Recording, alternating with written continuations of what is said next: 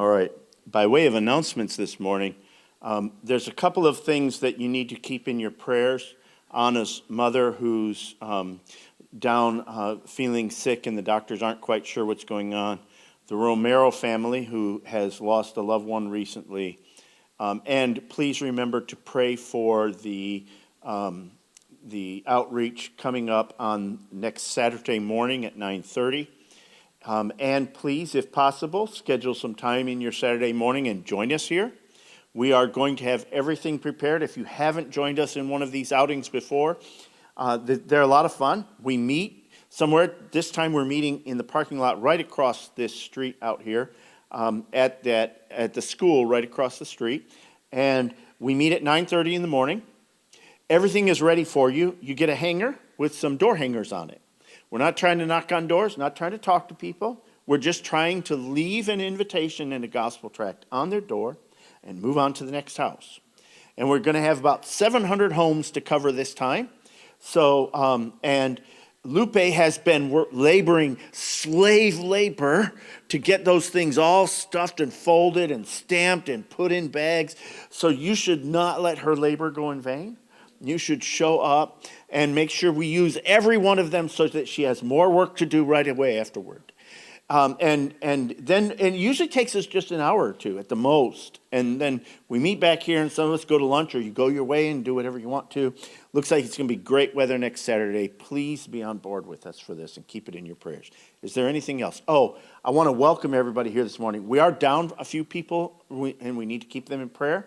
But if you're visiting with us, we want to welcome you. And we want to say to everyone here this morning, do not leave today if you have questions about what you hear. If you want to converse about it further, we're here to talk to you. Michael or myself, we're ready to talk. Just let us know what your questions are. We'll answer them to the best of our ability. We don't claim to know all the answers, but we'll do our best to help you understand everything that you hear today. Or if you have questions about anything about the Lord, we're here to answer those as well. And if there's anything we can do for you, especially spiritually, please come and speak with us. Is there anything else? Then please direct your attention to Lee as she brings us the Word of God today.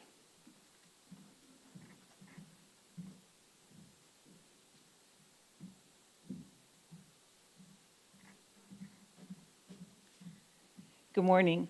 We're going to be reading from 3 different chapters this morning. We'll start on Ephesians chapter 2, then we'll go to chapter 4 and chapter 6. So we'll begin in chapter 2, verses 8 through 10. For by grace are ye saved through faith, and that not of yourselves, it is the gift of God. Not of works, lest any man should boast. For we are his workmanship, created in Christ Jesus unto good works, which God hath both ordained that we should walk in them. Go down to verse 19. Now, therefore, ye are no more strangers and foreigners, but fellow citizens with the saints, and of the household of God, and are built upon the foundation of the apostles and prophets, Jesus Christ himself being the chief cornerstone. Duties, as they're often called. We talked about marriage, talked about children, parents, and the last one is masters and servants. And we looked at all the historical elements of that, and we're not going to rehash that or even summarize it. You could go back and look at it on video. But we looked at all the historical ones. We wanted to do that because we didn't want to just skip over the uncomfortable parts of the Bible, parts that maybe don't apply directly to us, at least not as they were intended to be when they were written. But now I want to look at this more in an application form, and what this has to do with us in our lives, because for the most part, we don't really have situations exactly identical to what Paul was writing to in Ephesus, where slavery was in every household. It didn't matter, you didn't have to be rich to own slaves. Everybody had them. It was a very common occurrence, whereas in America today, this is not an issue that we really deal with, especially not here. Now, there's parts in the world, many parts in the world where that's an issue, and we could look at that some other time. But here in America, we don't deal with that. Here in America, we have a capitalistic system where you work and you sell your labor, and you get to sell your labor and get paid for it. And it's, in my opinion, it's a brilliant development that stems from Christianity itself, because Christianity was anti-slavery. It has been from the very beginning, and it came up with a different system, which is where you own yourself, and you get to sell your labor in increments as you choose fit. And so especially in right-to-work states like Texas is, which I think is a fantastic system, well, then you get to go find the highest bidder, and you can say, I'm willing to work for so much an hour, and they can pay you, and all of that whole thing, it works out. That whole capitalistic system is a fantastic thing. So for us, living in that type of a system, what does Ephesians say to us?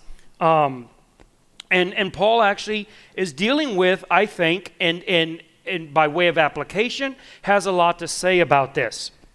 Throughout the book of Ephesians, he deals with work and the importance of work, and that we are God's work, like that's what he says, we're his workmanship, and we were created to good works. So the idea of working, I know a lot of times we spiritualize those terms and we think of it only in the sense of a spiritual sense, and we're going to get to that. That's a lot of what I want to talk about today, that's a misconception, and it's the wrong way of looking at these passages. But what it says is that God is a God of work. If we go back to Genesis, the first thing we find God doing is working. God works. And that's what we find in the book of Genesis. Moses, as he writes that out, or he compiles it from other writings older than him, but he puts together the account of creation, we find a God who works. And you may think that's not a big deal. You may have read that through and not really realized how significant that is in the development of human thought, but it's incredibly significant because most cultures do not see work that way. For instance, if we look at the Greek culture that Paul would have been writing to in Ephesians, when Paul writes Ephesians, he's writing to the Greek culture. They had a certain perception of work. Work was beneath the nobility. The reason why people were born to be slaves is because the gods made some people for work, and he made other people for noble pursuits of thinking, philosophy. Socrates, Plato, they believed that work was beneath the philosopher. A philosopher wasn't worth his salt if he had to work. That was for slaves to do. And so when you worked, you were actually coming out of your state, out of your class, and into a lower class. That's how the Greeks looked at it. But when we read the Bible, we find the first person who's working is God. And so that was completely opposite of how Greeks perceived the way God's work. Gods didn't work. They made mankind as their slaves to do the work so that they didn't have to. But God is the one doing the work. And we don't just find it in Genesis, we find it in Ephesians also. Paul says right there where Leanne read in the start of Ephesians, and in chapter 2 it says that we are God's workmanship and we were created to work. We are God's workmanship and we are created to work. And if you'll go through the New Testament and the Old Testament on this issue, you'll find this throughout. One of the 10 commandments, we often focus on the second part of it, right, the day of rest, but the commandment actually is twofold. Yes, there's one day to rest, but he says 6 days thou shalt work. So you have two parts of this commandment. One day you should rest, and we all focus on the law makes you rest, but the law also says you're supposed to work. Everybody's supposed to work. Everybody. So let's talk a little bit about work today. Evangelicals, I think, have tended to have a bad doctrine on work. And I'm hoping that if you hold some of these ideas, or maybe you haven't consciously really formulated them, but they've kind of permeated in because they're kind of like in the air of evangelicism, maybe I can disabuse you of some of these ideas. For instance, evangelicals, will think or believe that work is a necessary evil. They'll believe that work is the curse. That when man sinned, God cursed him and made him work. That is not what happened. That's not a proper reading of Genesis. God didn't give man work for the curse. What he gave him was unproductivity. Sin, or I should put it this way, sin created in the world unproductivity. Adam's curse wasn't that he worked. Adam's curse was his work wasn't as productive as it could have been. And that's a big difference. Work is not a necessary evil. Work is a necessary good. We are God's workmanship, and we were created to good works. That's in the new creation, which is a mirror of the, or the old creation is a shadow of this new creation. God made Adam to work, to tend the garden. The first man that God makes, he makes him a farmer. And if anyone's ever lived on a farm, I grew up on a farm in Michigan. I know some of you have lived on farms. That is a lot of work. It's from the time before the sun comes up until after the sun goes down, it's work. And that's what God made the first man to be. So work is not a necessary evil. Christians who have this idea are almost ashamed that they lack the faith to quit their jobs and go do spiritual work. Because they somehow believe that somehow really work, it's not the ideal. The ideal thing would be for everyone to quit their jobs and go be missionaries or be pastors or be whatever type of a spiritual work. And that is not what we find in Scriptures. Ephesians, we've gone through this. This is a 36th week. We're looking at this. Think back through Ephesians and remember all the times Paul told them they all needed to be missionaries. All the times he told them they all needed to quit their jobs and go do something spiritual with their lives. He tells them, you have been filled with the Spirit of God. I pray that he will grant you incomprehensible knowledge so that you can live a Christian life. And what does that life look like? He gets to chapter 5 and 6 where we're at, and what does he say? Here's what you're going to do with all that knowledge and all that spirit and all that power. You're going to be good parents, and you're going to be good husbands and good wives and good children and good masters and good servants. And he not one time says, and you're going to go out and be missionaries. I'm not knocking being a missionary. I was a missionary for almost 30 years. I have nothing but respect for missionaries, pastors. I'm not trying to tell you that there's something bad about these things. I'm just telling you that is not what Paul intends. It's not what God is speaking about when he says about work. He's not speaking about having a temporal job, as they would call it, or a sacred job. He's talking about whatever work we do, right? That's the phrase that Paul says. Whatsoever good thing you do. If it's ministry, if it's your career, if it's working at McDonald's, whatever it is you do as a Christian, that is the work that God is talking about. All of it. We do not need to feel guilty for having good jobs, or lousy jobs for that matter. You don't need to think, well, I'm not spiritual because I work at McDonald's. I'm not spiritual because I work in the office. I'm not spiritual because I'm not a missionary. That is not at all what determines spirituality. What that tends to lead to is the idea that what we need to do is we need to have our jobs that really aren't that great because they're not spiritual jobs. And what we need to do is we need to use those jobs in order to fund something else. So we need to fund missions. We need to give to the church. We need to use that money, which is dirty and nasty. And we really should feel kind of embarrassed about it, especially if you have a good job and you make a lot of money. You ought to feel kind of embarrassed about it, you would think. And so you got to use that money and you got to wash it. You got to launder it. You got to launder the money through the church so it's not so dirty and nasty. That is not the case at all. It's not the case at all. Or you need to use your work as an opportunity to do something else. So yeah, you have a job because you're not very spiritual. But what you need to do is the whole time you're at the job, you should be evangelizing all your coworkers. That way your job is worth something. Otherwise, it's just meaningless. It's pointless.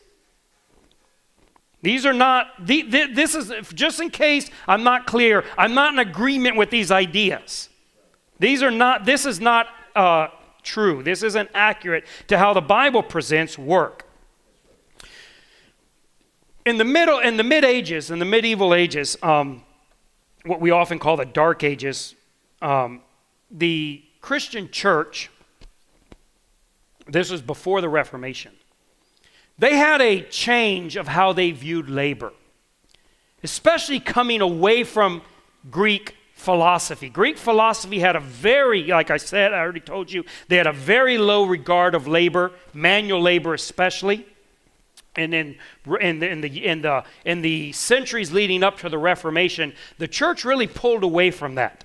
And they began to see labor as being godly. A lot because they looked at Genesis and other places where God talks about the work of his hands and how he builds things and how he creates things and how he orders things. He does things that we would think of as engineering and construction and building and farming. This is how God portrays his work.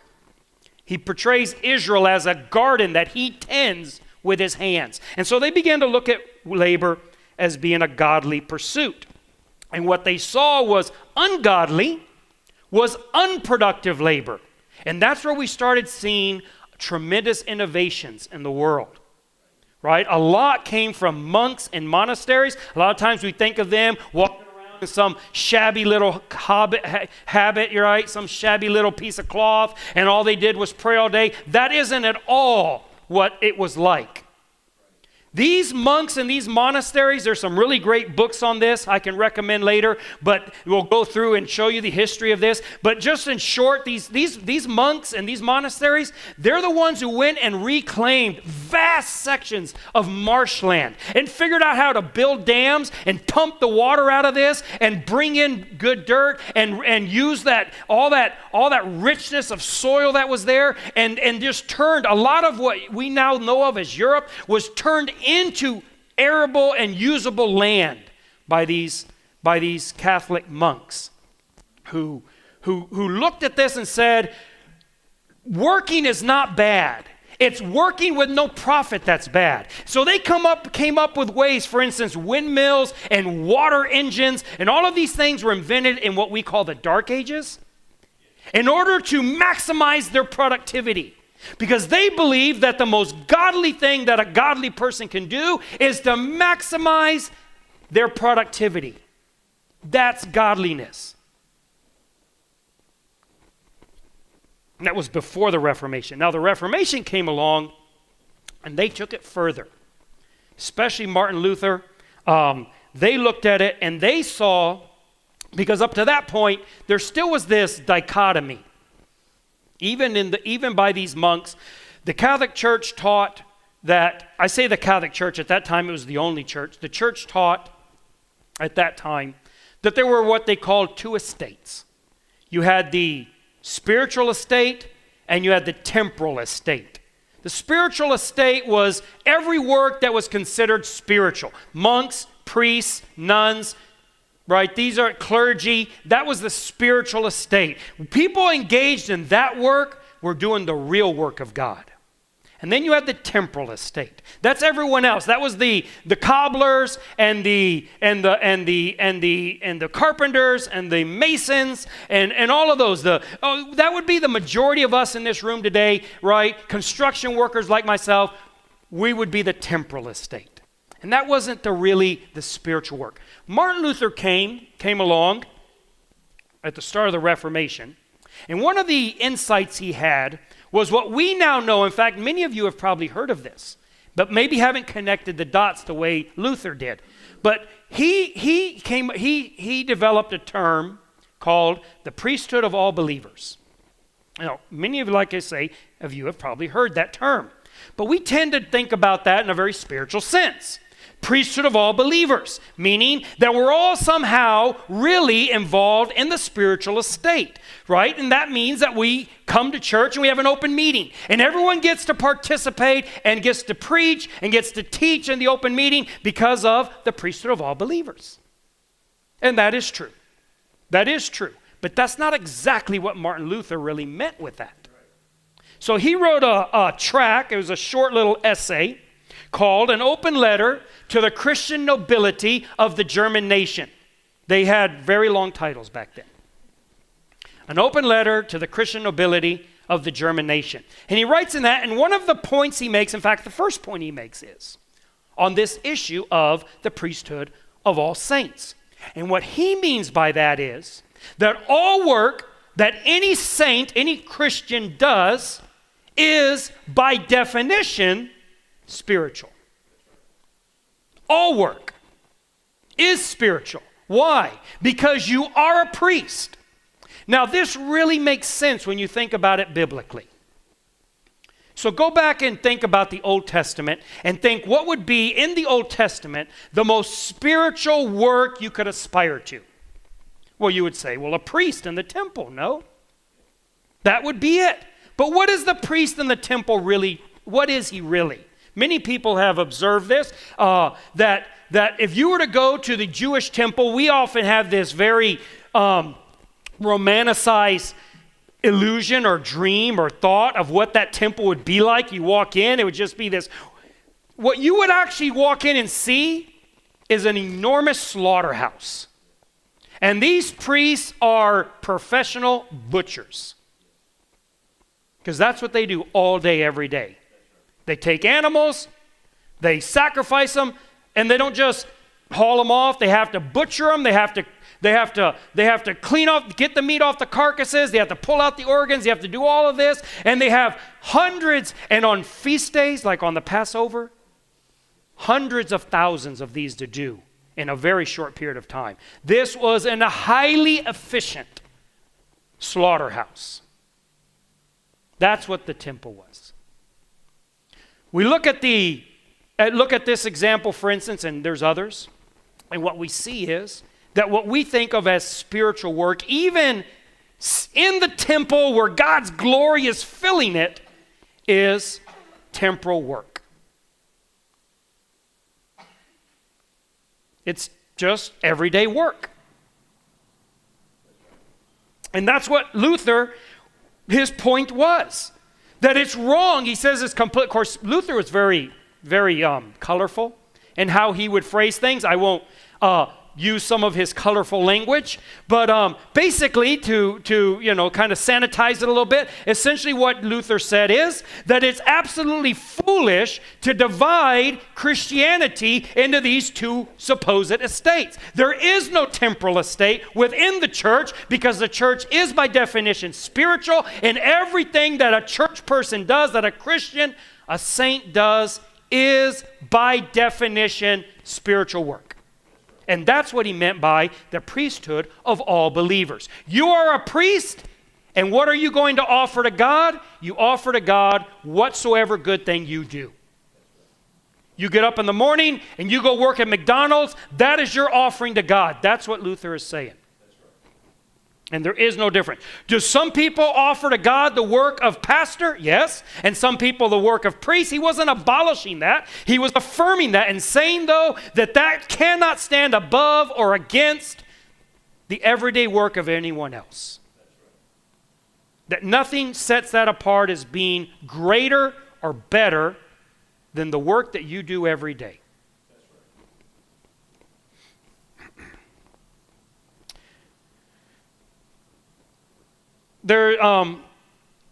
So when we look at this, what we're talking about then is a word that is not as used very much anymore, but we all know it, and that is that what we do is our vocation, the word vocation. Now that word is very seldomly used. We call it our job, right? Our daily grind. These are the kind of terms we often use for this.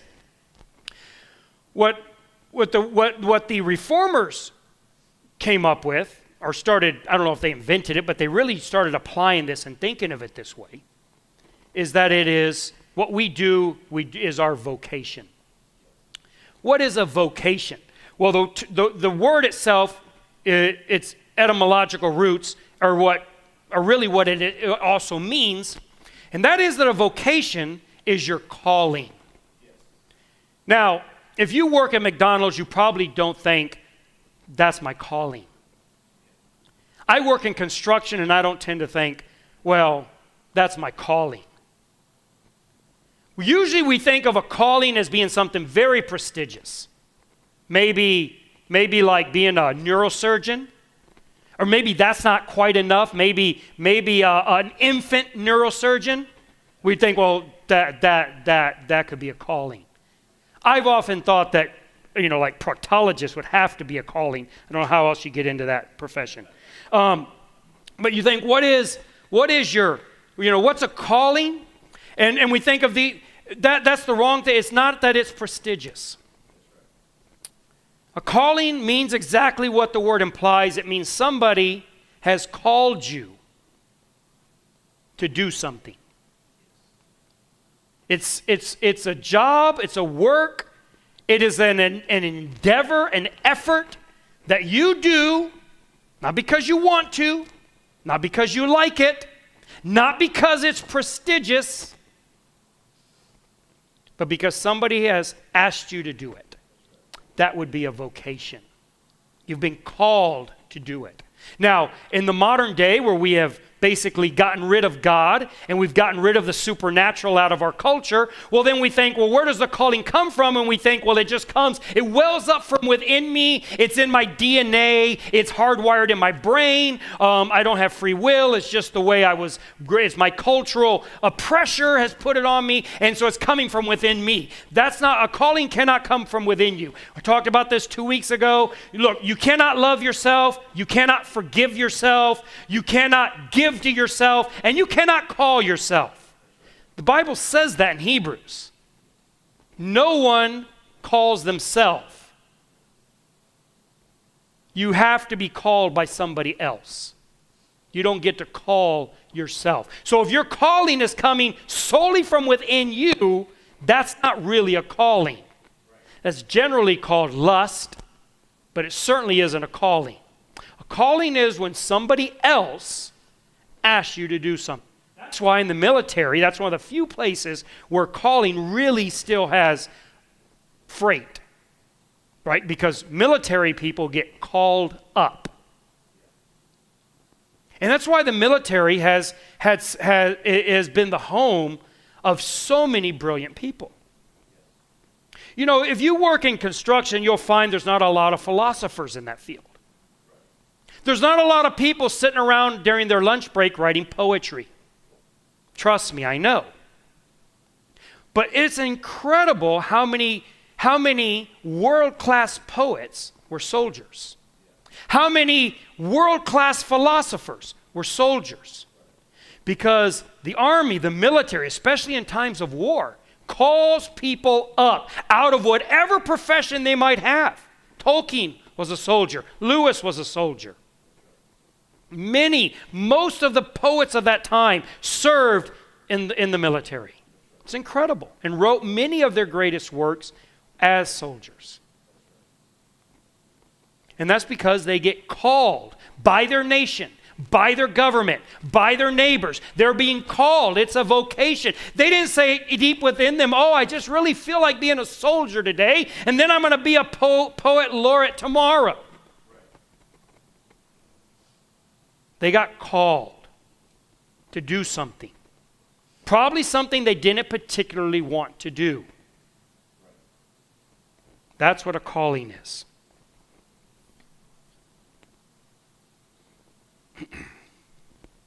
In the book, and I would really encourage you to, if you want to really delve into this idea of how work works in the Christian life, I would encourage you to purchase a book by Tim Keller. The name of the book is Every Good Endeavor. Fantastic book. In it, he, right at the top, gives you this definition, which I'll give to you. He says a job is a vocation only when we are called by another to do it, and we do it for another. A job is only a vocation if it is something you've been called by somebody else to do, and the reason you do it is to benefit somebody else. So if you're doing it because you want to, it's not necessarily a calling. If you've been called to do it, but you're doing it for your own benefit, that's not really a vocation. A vocation is when somebody calls you to do something and you do it for them, not for yourself. Then you're doing now you have a vocation. And any job can be a vocation. Any job. Every job can be a vocation, a calling, something deep and meaningful. You understand? You say, well, why do I care if my job's a calling? I just go, it puts food on the table, I come home, and then I go do something else in my life. That's a terrible way to live. That's an empty, hollow, meaningless way to live. If you think of work as just something you get out of the way, you are throwing away 8 hours of your life every day. You sleep 8, most likely. You work 8, and then you try to do something in the other 8 to make yourself forget about the 8 you did at work. It's just a complete, hollow, meaningless way of living. It's not the way the Bible would have us live. Paul says, redeem the time, not throw it away. But if your job, you're doing it because you have to, because you wanted to, because it's what was in you, it's what you desired, and it's just all in you, and you're doing it for yourself, or you're just doing it to put food on the table, then you're going to be miserable. It doesn't matter what your job is. People think, if I could have a different job, I could be happy. It doesn't work that way. It doesn't work that way at all. If I could get paid more, then I'd be happy. There's a lot of people that are paid a lot of money who are miserable and kill themselves all the time. The reason why it matters that if your job is a vocation is because that's the only way your job will be meaningful. There is no job on earth that has intrinsic meaning. There isn't. Everything you do is being undone by other people or by time itself. That's what Solomon said. He says, I'm going to find meaning in life. And he's in Ecclesiastes. He writes the book of Ecclesiastes. And his point in Ecclesiastes is, I want to find meaning in life. And so I'm going to do the best work I can do. And he says, and when I got done, I looked at it, and it was really good work. And then I realized the person that's coming after me, that's going to inherit it, doesn't care about it, and it's all going to crumble into the dust. And then I realized that everything I did was meaningless. How do you find meaning in life? The only way you can find meaning in life is if you're doing something you've been called to do, and you're doing it for someone who transcends.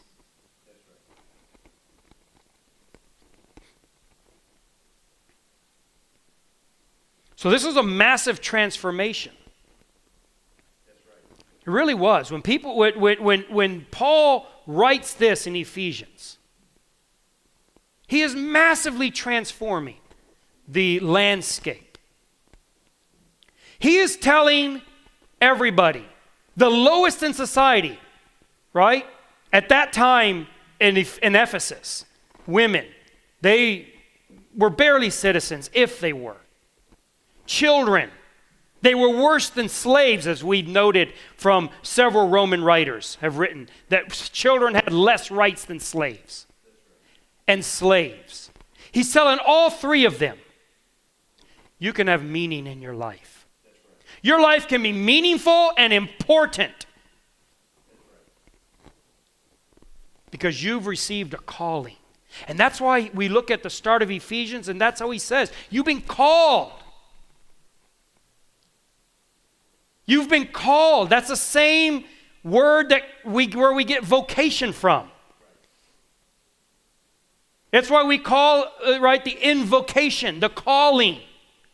You have been given a vocation. You've been summoned. God has called you, and you think, well, what has he called me to? Do I have to quit my job? Paul says, whatever state you're in, that's where you've been called. He says, have you been called being a slave? That's your calling. Have you been called being free? Have you been called being a wife? Have you been called as a child? That's a calling. You don't have to quit being a slave, Paul says, in order to have a calling of God. That in it can be your calling. And he says, and if you can get a better state, if you can be free from being a slave, well, that's good. Do it. Great. If not, don't worry about it.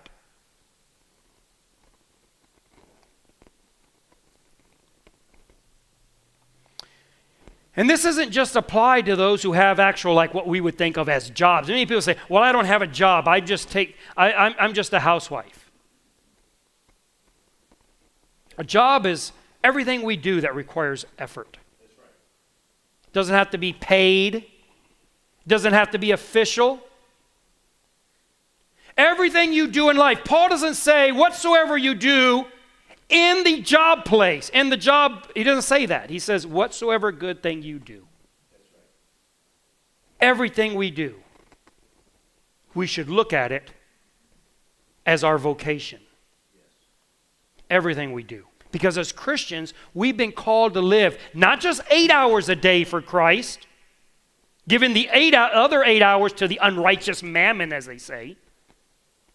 We're to live all our life, every minute of our life, to Christ. Every minute.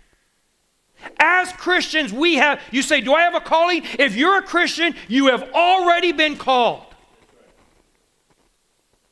Where you're at, in your house, in your job, in your friends, in your hobbies, everywhere you are in your life, and everywhere you will be, it's all been called by Christ. He has claimed every sphere of your life to himself and called you in it.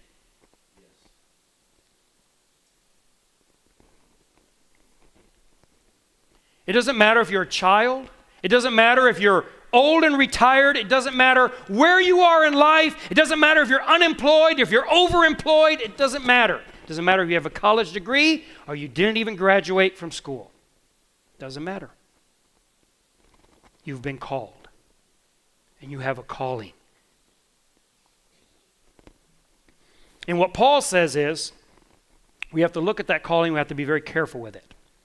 There's 3 things that we could do. 2 of them are very bad, and the other one is what he prescribes. One is you could work for yourself. Now that's what many people today, that's our culture today. Work for yourself. Do what you do it for you. You can't do it for anyone else, you have to do it for yourself. It's what many diet plans will tell you. You can't lose weight for your husband, you can't lose weight for your wife, you can't lose weight for your job. You got to do it because you want it. And there's, I understand there's a motivation there, but as a doctrinal principle, it's all messed up. You cannot do things for yourself. All that leads to is emptiness. There's one of my favorite films of all time is Chariots of Fire. I don't know if you've seen it. You really should watch it. It's this great film, really deep film. Anyways, in it it's based on a true story, even though it's dramatized and there's a lot of fictional dialogue that happens. But it's based on a true story about 2 runners who go to the 1924 Olympics. One of them is Harold Abrams, who won a gold medal, and the other one is a Scottish Presbyterian minister, missionary to China, Eric Liddell, who also won a gold medal. And it was hugely famous in his time because he got to the Olympics and found out the heats were on Sunday, and because of his Christian convictions, he would not run on Sunday. And so he ended up running in a race he'd never run in before and won the gold in that race. It was this huge story. It's great. Spoiler alert, but too late. Anyways, great film. This is what, but the film is about the difference between the perspectives of these 2 men. Harold Abrams is a very ambitious man, and he says this in the film. I don't think he said this in real life, but he said this in the film, and it's just this great, it's a great illustration of what you're going to be if you try to do things for yourself. He says, in the film, and now, and what he's about to go out and race. He's coming up, his big race is coming up. He says, and now in 1 hour's time, I'll be out there again. I'll raise my eyes and look down that corridor 4 feet wide with 10 lonely seconds to justify my whole existence. For him, if he didn't win, then his life was meaningless. In every race he looked at that, he had to justify his very existence. That's the attitude that you will have. That is the pit you will fall into if you are doing what you do for you. You think, well, then I won't do it for me, I'll do it for someone else. I'll do it for my spouse, I'll do it for my kids, I'll do it for humanity. That doesn't work either. I know it sounds better, and in a way it is better. It's not narcissistic necessarily, but it doesn't work. There was a philosopher who was a student of Sigmund Freud. His name was Otto Rank, and he explained it. He wasn't a believer at all, never was, but he explained this probably better than I've found anyone else explain it. And that was what he explained is this. He explained that when you do things for others, especially love. He was talking about it in the context of romantic relationships. So when you live your life for another person, it destroys both you and the other person. Because what you're essentially doing, and this is what he says as an atheist, he says, you are making that person your God. It's what we as Christians would call idolatry. You're making them your God. And nobody can withstand that kind of pressure. Can you imagine the type of pressure it puts on you if somebody turns you into their God and you have to be that to that person? He says that's what destroys so many relationships. That you're doing everything for that person, you're serving them as if they're deity, and nobody can be deity all the time.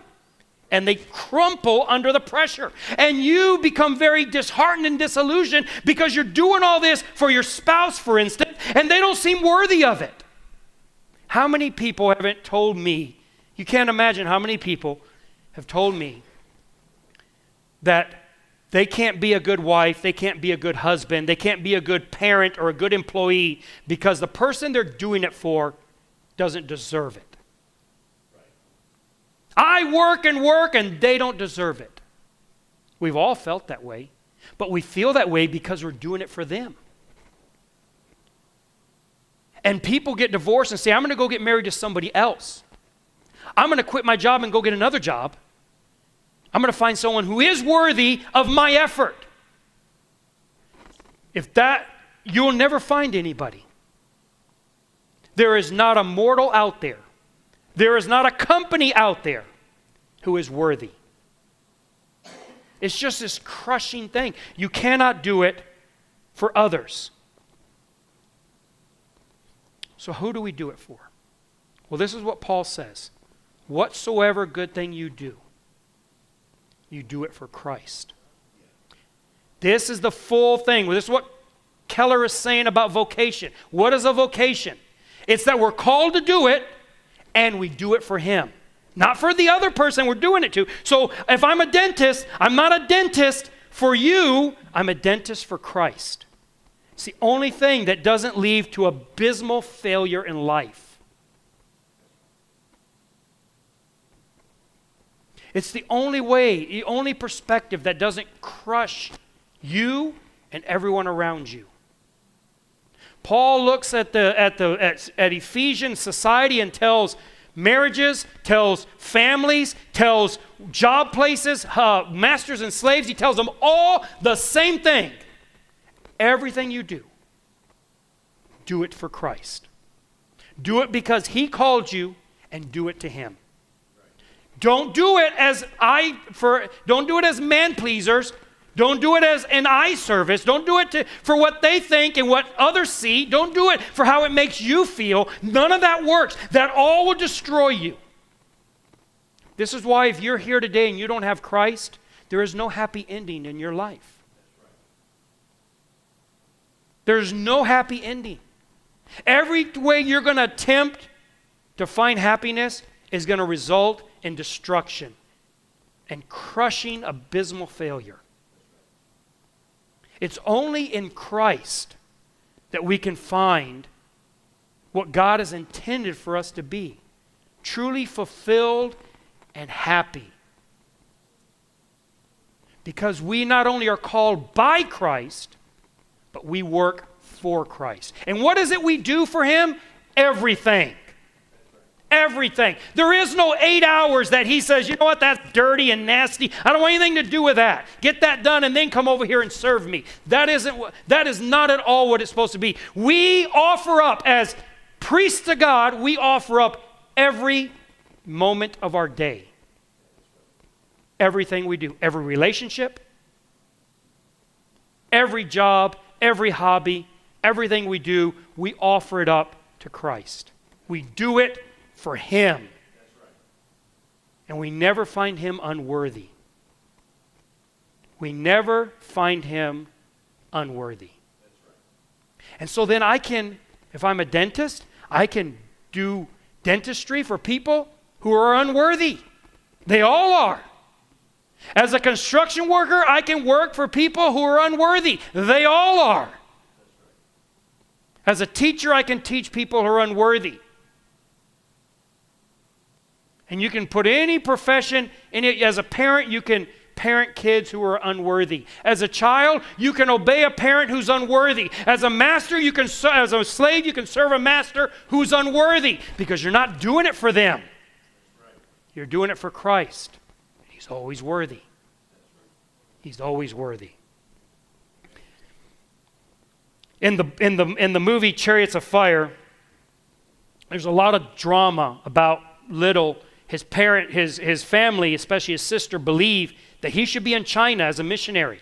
What are you doing wasting your talent running? And he says, I am going to go to China. And he did, actually. He died as a missionary in China. Langdon Gilkey was a fellow prisoner in the concentration camp where he died. And he said that to the day he died, he was engaged like no one he'd ever known before in ministry to people. Anyways, in the movie, there's this dilemma. And Eric Little tries to explain to his sister. And this is what he says in the movie. He doesn't actually say this in real life, but his life really exemplified it. It's kind of a summary of his philosophy. And they kind of summarize, I thought, extremely well. He said this in the movie. He says, I believe God made me for a purpose. He actually said in real life, God made me for China. But He also made me fast. And when I run, I feel His pleasure. It's a great way of explaining it. God has made you the way you are. He has called you wherever you are right now and wherever you will be tomorrow. I'm not telling you can never get another job. Everywhere you will be in your life, as a Christian, you are called in that place. And when you do it, you'll feel His pleasure. One thing the movie got super accurate, all the stories, pictures, videos of Eric Liddell all show it to be the way, was the very peculiar, unorthodox style of his running. When he ran, when he felt that he was hitting stride, he would throw his head back and flail his arms as he came across the finish line. And it was as if he was just feeling the pleasure of God that he could do what he did. He died like 2 days after his final race in that concentration camp. Up to the day he died, as a missionary, he was running because that was his vocation, one of his vocations. What's your vocation? Do you do it with that kind of passion? You think, well, of course he's passionate. He's in the Olympics. In the Shantung compound in China, as a prisoner of war, he would race. And why would he do it? Because he said it would inspire all his fellow inmates. And they all would work at trying to beat him. And they would all be exercising and working out. And it would keep everyone in shape. And so he ran because it was his vocation. Are you running? Are you running for Christ? It's the only way you're going to find fulfillment. Let's close. Dear Father in heaven, thank you for the examples you've given us. both in your word and through the saints through history. I ask that as we look at all of this, as we look at your book of Revelation and the book of nature and the book of humanity, that we can read what your message is in that we can find inspiration in order to be better, to serve you as we're supposed to. Father, I ask that we would pick our eyes up out of the lowliness that we often have them in, just thinking so lowly of ourselves, and realize that we have been called to be your children. We've been called to be your ambassadors in every aspect of our life. And I ask that we would sanctify all of our work, all of our play, all of our time of leisure, everything we do, that every moment of our day we would sanctify it to you, that we would redeem every moment of our time, and that we would serve you and do everything we do for you. And I ask these things in the name of Jesus.